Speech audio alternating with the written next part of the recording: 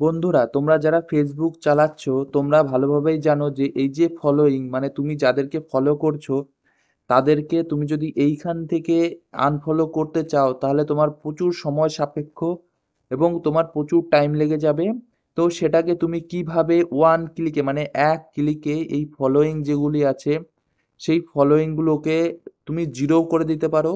তো কিভাবে করবে আমি এই ভিডিওর মাধ্যমে তোমাদের দেখাচ্ছি।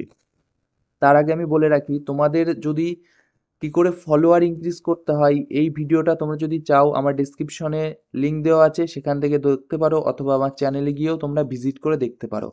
তো আর একটা কথা বলি, যে তোমরা যখনই এই যে ফেসবুক ওপেন করবে, ওপেন করার সঙ্গে সঙ্গে তোমাকে কি করতে হবে, ফেসবুক মেন অ্যাপস যেটা আছে প্লে স্টোর থেকে ডাউনলোড করবে।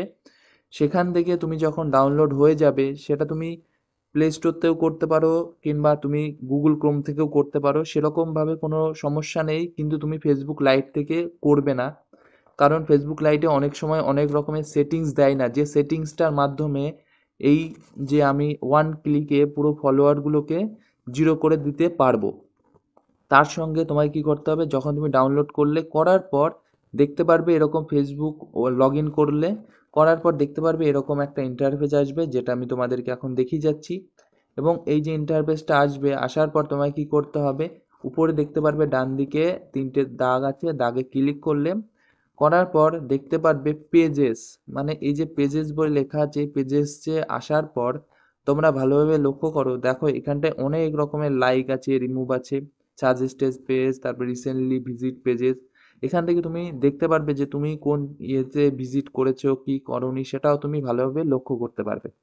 এবার তুমি যখন এই যে আসবে, তখন আসার পর দেখতে পারবে যে উপর দিকে লেখা আছে রিসেন্টলি ভিজিটেড পেজেস। এখানে আসার পর তোমাকে সি অলে ক্লিক করতে হবে।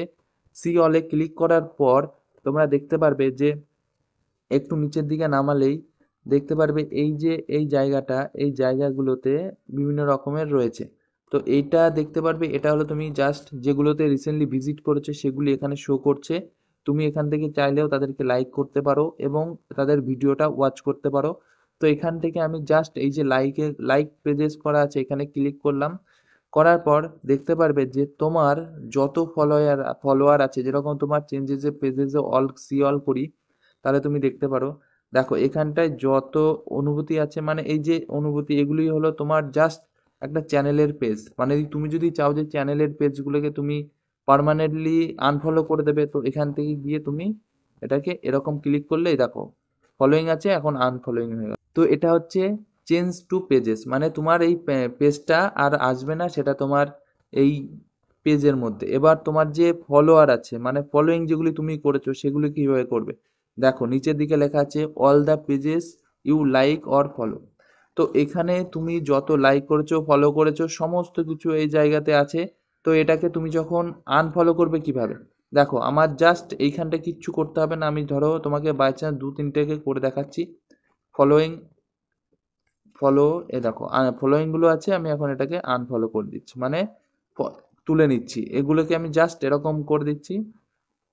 তো এই হচ্ছে, এ দেখো আমি যখন এগুলো তুলে দিচ্ছি, তো আমার তখন, যখন তোমাদের প্রথমে দেখিয়েছিলাম যে কত ফলোয়ার আছে, সেটাও তোমাদের এখন আমি দেখিয়ে দিই।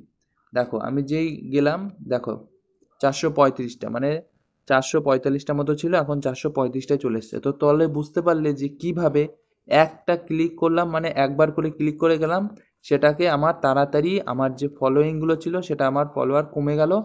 এবার তুমি যদি চাও যে ফলোয়ার কি করে ইনক্রিজ করবো, তো আমি অলরেডি বলে দিলাম যে আমার ডিসক্রিপশনে লিঙ্ক দেওয়া আছে, অথবা আমার চ্যানেলে ভিজিট করলেই তোমরা ওই ভিডিওটা পেয়ে যাবে যে কিভাবে তোমার ফলোয়ার ইনক্রিজ করতে হয়। তো ভিডিওটি অবশ্যই ভালো লাগলো, ভিডিওটি যদি ভালো লেগে থাকে অবশ্যই একটা লাইক করো, আর কমেন্টসে বলো যে পরবর্তী কী রিলেটেড ভিডিও আনলে তোমাদের আরও সুবিধা হয়। ফেসবুকে যে সমস্ত রিলেটেড ভিডিও তোমাদের একটু প্রবলেম হচ্ছে, মানে তোমার চ্যানেলে কিংবা তোমার যে কাজ করতে প্রবলেম হচ্ছে, তো কমেন্টসে বলো এবং আমি যতটা পারবো তোমাদের হেল্প করব।